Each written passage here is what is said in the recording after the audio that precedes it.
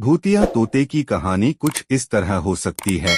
एक छोटे से गांव में एक पुराना हवेली खड़ी थी, जो कई दशकों से खाली पड़ी थी।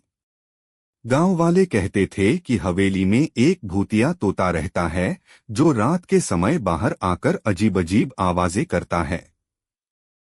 एक दिन गांव में एक युवक ने हवेली में जाने का साहसिक निर्णय लिया। उसने हवेली के अंदर जाने का निश्चय किया और अंधेरे में मशाल लेकर अंदर गया।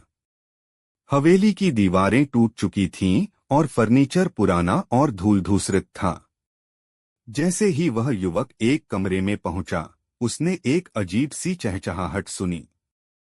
कमरे की एक कोने में एक पुराना लाल रंग का तोता एक पिंजरे में बंद था। उसकी आंखें चमक रही थीं और वह लगातार चहचहा रहा था, लेकिन उसकी आवाज में एक अजीब सी कर्कशता थी।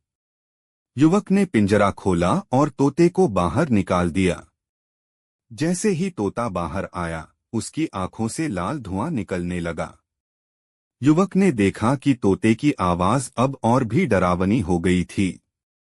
अचानक तोता उड़ते हुए हवेली के ऊपर चला गया और उसके पीछे एक घना अंधेरा फैल गया।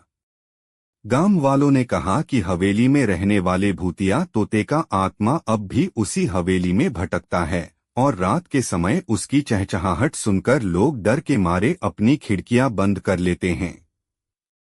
युवक की कहानी अब भी गांव में डर और आश्चर्य का कारण बनी हुई है।